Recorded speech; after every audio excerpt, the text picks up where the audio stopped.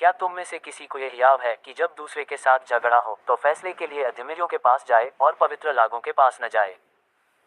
क्या तुम नहीं जानते कि पवित्र लोग जगत का न्याय करेंगे? जब तुम्हें जगत का न्याय करना है तो क्या तुम छोटे से छोटे झगड़ों का भी निर्णय करने के योग्य नहीं? क्या तुम नहीं जानते कि हम स्वर्गदूतों का न्याय करेंगे? तो क्या सांसारिक बातों का निर्णय न करें? यदि तुम्हें सांसारिक बातों का निर्णय करना हो तो क्या उन्हीं को बैठाओगे जो कलीसिया में कुछ नहीं समझे जाते हैं? मैं तुम्हें लज्जित करने के लिए ये कहता हूँ, क्या सचमुच तुम में एक भी बुद्धिमान नहीं मिलता जो अपने भाइयों का निर्णय कर सके?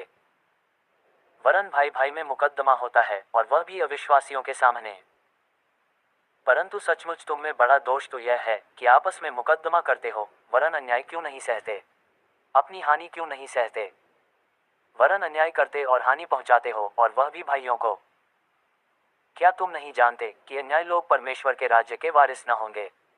धोखा न खाओ, न वेश्यागामी, न मूर्ति पूजक, न परस्त्रीगामी, न लुच्चे, न पुरुषगामी, न चोर, न लोभी, न पियक्कड़, न गाली देने वाले, न अंधेर करने वाले परमेश्वर के राज्य के वारिस होंगे। और तुम में से कितने ऐसे ही थे, परंतु तुम प्रभु यीशु मसीह के नाम से और हमारे परमेश्वर के आत्मा से धोए गए और पवित्र हुए और धर्मी ठहरे। सब वस्तुएं मेरे लिए उचित तो हैं, परंतु सब वस्तुएं लाभ की नहीं। सब वस्तुएं मेरे लिए उचित हैं, परंतु मैं किसी बात के अधीन न होगा। भोजन पेट के लिए और पेट भोजन के लिए है, परंतु परमेश्वर इसको और उसको दोनों को नाश करेगा। परंतु देह व्यभिचार के लिए नहीं, वरन प्रभु के लिए, और प्रभु देह के लिए है। और परमेश्वर ने अपनी सामर्थ्य से प्रभु को जिलाया और हमें भी जिलाएगा। क्या तुम नहीं जानते कि तुम्हारी देह मसीह के अंग हैं? क्या मैं मसीह के अंग लेकर उन्हें वेश्या के अंग बनाऊं? कदापि नहीं। क्या तुम नहीं जानते कि जो कोई वेश्या से संगति करता है वह उसके साथ एक तन हो जाता है, क्योंकि वह कहता है कि वे दोनों एक तन होंगे। और जो प्रभु की संगति में रहता है वह उसके साथ एक आत्मा हो जाता है।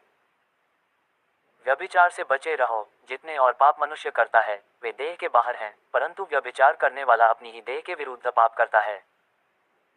क्या तुम नहीं जानते कि तुम्हारी देह पवित्र आत्मा का मंदिर है जो तुम में बसा हुआ है और तुम्हें परमेश्वर की ओर से मिला है, और तुम अपने नहीं हो, क्योंकि दाम देकर मोल लिए गए हो। इसलिए अपनी देह के द्वारा परमेश्वर की महिमा करो। उन बातों के विषय में जो तुमने लिखी, यह अच्छा है कि पुरुष स्त्री को न छुए। परंतु व्यभिचार के डर से हर एक पुरुष की पत्नी और हर एक स्त्री का पति हो। पति अपनी पत्नी का हक पूरा करे, और वैसे ही पत्नी भी अपने पति का। पत्नी को अपनी देह पर अधिकार नहीं, पर उसके पति का अधिकार है। वैसे ही पति को भी अपनी देह पर अधिकार नहीं, परंतु पत्नी को।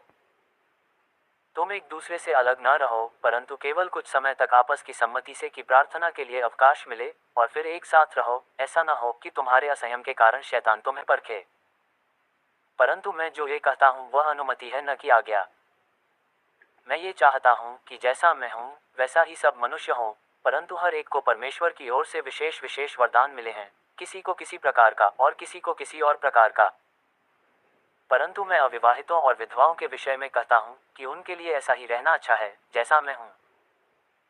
परंतु यदि वे संयम न कर सके तो विवाह करें, क्योंकि विवाह करना कामातुर रहने से भला है। जिनका ब्याह हो गया है उनको मैं नहीं, वरन प्रभु आज्ञा देता है कि पत्नी अपने पति से अलग न हो। और यदि अलग भी हो जाए तो बिन दूसरा ब्याह किए रहे, या अपने पति से फिर मेल कर ले, और न पति अपनी पत्नी को छोड़े। दूसरे से प्रभु नहीं, परंतु मैं ही कहता हूँ, यदि किसी भाई की पत्नी विश्वास न रखती हो और उसके साथ रहने से प्रसन्न हो तो वह उसे न छोड़े। और जिस स्त्री का पति विश्वास न रखता हो और उसके साथ रहने से प्रसन्न हो, वह पति को न छोड़े। क्योंकि ऐसा पति जो विश्वास न रखता हो वह पत्नी के कारण पवित्र ठहरता है, और ऐसी पत्नी जो विश्वास नहीं रखती पति के कारण पवित्र ठहरती है। नहीं तो तुम्हारे लड़के वाले अशुद्ध होते, परंतु अब तो पवित्र हैं। परंतु जो पुरुष विश्वास नहीं रखता, यदि वह अलग हो तो अलग होने दो। ऐसी दशा में कोई भाई या बहन बंधन में नहीं, परंतु परमेश्वर ने तो हमें मेल मिलाप के लिए बुलाया है। क्योंकि हे स्त्री, तू क्या जानती है कि तू अपने पति का उद्धार करा ले, और हे पुरुष, तू क्या जानता है कि तू अपनी पत्नी का उद्धार करा ले। पर जैसा प्रभु ने हर एक को बांटा है और परमेश्वर ने हर एक को बुलाया है, वैसा ही वह चले। और मैं सब कलीसियाओं में ऐसा ही ठहराता हूँ। जो खतना किया हुआ बुलाया गया हो वह खतनारेहत न बने, जो खतनारेहत बुलाया गया हो वह खतना न कराए। न खतना कुछ है और न खतनारेहत, परंतु परमेश्वर की आज्ञाओं को मानना ही सब कुछ है। हर एक जन जिस दशा में बुलाया गया हो उसी में रहे। यदि तू दास की दशा में बुलाया गया हो तो चिंता न कर, परंतु यदि तू स्वतंत्र हो सके तो ऐसा ही काम कर। क्योंकि जो दास की दशा में प्रभु में बुलाया गया है वह प्रभु का स्वतंत्र किया हुआ है, और वैसे ही जो स्वतंत्रता की दशा में बुलाया गया है वह मसीह का दास है। तुम दाम देकर मोल लिए गए हो, मनुष्यों के दास न बनो। हे भाइयों, जो कोई जिस दशा में बुलाया गया हो वह उसी में परमेश्वर के साथ रहे।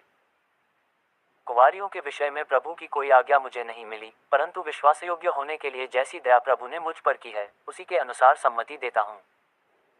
सो मेरी समझ में यह अच्छा है कि आजकल क्लेश के कारण मनुष्य जैसा है वैसा ही रहे। यदि तेरे पत्नी है तो उससे अलग होने का यत्न न कर, और यदि तेरे पत्नी नहीं तो पत्नी की खोज न कर। परंतु यदि तू ब्याह भी करे तो पाप नहीं, और यदि कुंवारी ब्याही जाए तो कोई पाप नहीं, परंतु ऐसों को शारीरिक दुख होगा और मैं बचाना चाहता हूँ। हे भाइयों, मैं ये कहता हूँ कि समय कम किया गया है, इसलिए चाहिए कि जिनके पत्नी हो वे ऐसे हों मानो उनके पत्नी नहीं, और रोने वाले ऐसे हों मानो रोते नहीं, और आनंद करने वाले ऐसे हों मानो आनंद नहीं करते, और मोल लेने वाले ऐसे हों कि मानो उनके पास कुछ है नहीं, और इस संसार के बरतने वाले ऐसे हों कि संसार ही के न हो लें, क्योंकि इस संसार की रीति और व्यवहार बदलते जाते हैं। सो मैं ये चाहता हूँ कि तुम्हें चिंता न हो। अविवाहित पुरुष प्रभु की बातों की चिंता में रहता है कि प्रभु को क्यों कर प्रसन्न रखे, परंतु विवाहित मनुष्य संसार की बातों की चिंता में रहता है कि अपनी पत्नी को किस रीति से प्रसन्न रखे। विवाहिता और अविवाहिता में भी भेद है। अविवाहिता प्रभु की चिंता में रहती है कि वह देह और आत्मा दोनों में पवित्र हो, परंतु विवाहिता संसार की चिंता में रहती है कि अपने पति को प्रसन्न रखे। ये बात तुम्हारे ही लाभ के लिए कहता हूँ, न कि तुम्हें फंसाने के लिए, वरन इसलिए कि जैसा सोचता है वैसा ही किया जाए, कि तुम इच्छित होकर प्रभु की सेवा में लगे रहो। और यदि कोई यह समझे कि मैं अपनी उस कुंवारी का हक मार रहा हूँ जिसकी जवानी ढल चली है और प्रयोजन भी होए, तो जैसा चाहे वैसा करे, इसमें पाप नहीं, वह उसका ब्याह होने दे। परंतु जो मन में दृढ़ रहता है और उसको प्रयोजन न हो, वरन अपनी इच्छा पूरी करने में अधिकार रखता हो, और अपने मन में यह बात ठान ली हो कि मैं अपनी कुंवारी लड़की को बिन ब्याही रखूंगा, वह अच्छा करता है। सो जो अपनी कुंवारी का ब्याह कर देता है वह अच्छा करता है, और जो ब्याह नहीं कर देता वह और भी अच्छा करता है। जब तक किसी स्त्री का पति जीवित रहता है तब तक वह उससे बंधी हुई है, परंतु जब उसका पति मर जाए तो जिससे चाहे विवाह कर सकती है, परंतु केवल प्रभु में। परंतु जैसी है यदि वैसी ही रहे तो मेरे विचार में और भी धन्य है, और मैं समझता हूँ कि परमेश्वर का आत्मा मुझ में भी है।